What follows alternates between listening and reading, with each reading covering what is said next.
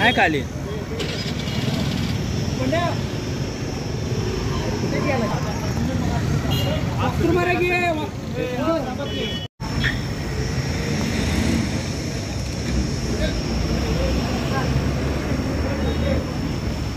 सांगली लोकसभा मतदारसंघात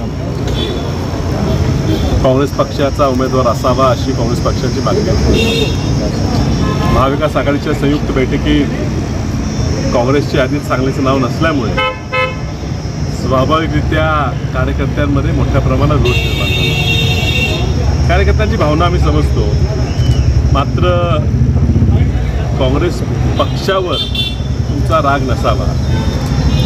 आम्ही कुठे कमी पडलो असू, नेते म्हणून पडलो असू, मी वैयक्तिक कदाचित कमी पडलो असेल, तर राग कुठला असला तो पक्षाची जागा जायला लागली आहे ह्याच्याबद्दल नाराजी राग असेल तो आमच्यावर वैयक्तिक करावा, तो पक्षावर काढू नये।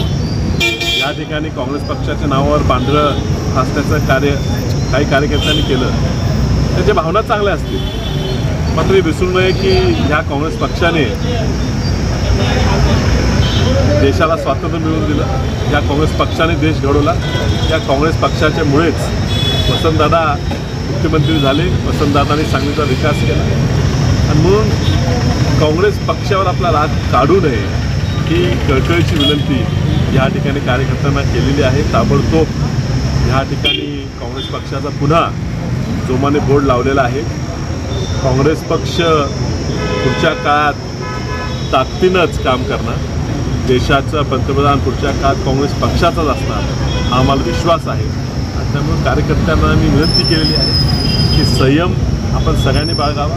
आत्तापर्यंत किती जरी आपल्यावर अन्याय झाले तरी आपण संयमाने वागलेलो आहे आणि पुढच्या काळात आपल्याला संयमाने वागायला लागणार। काही कार्यकर्त्यांनी आज रक्ताने लिहिलेले पत्रसुद्धा या ठिकाणी ठेवलं, त्याची भावना समजतो, पण मनाला वेदना होता।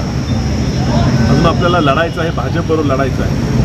प्रत्येकाने कार्यकर्त्यांनी समजून घ्यावं की आपापल्याच पक्षाची बदनामी करून पुढच्या काळात आपलंच नुकसान होईल। त्याच्यामुळे काँग्रेस पक्षावर प्रेम आपण सगळ्यांनी एवढं वर्ष केलेलं आहे, 3 पिढ्या केलेल्या आहे, ते प्रेम कायम राहावं ही मी सगळ्यांना विनंती करतो।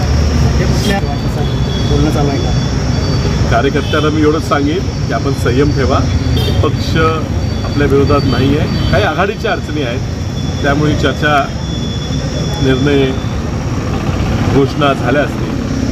कार्यकर्त्यांनी संयम पाळावा, काँग्रेस पक्षाबरोबर राहावं हीच या ठिकाणी लवकरच सांगली हा काँग्रेस हा सांगली बालेकिल्ला आहे। 2019 असेल, 2024 असेल, सातत्यानं काँग्रेसवरच अन्याय केला जातो मित्र पक्षांच्याबरोबर।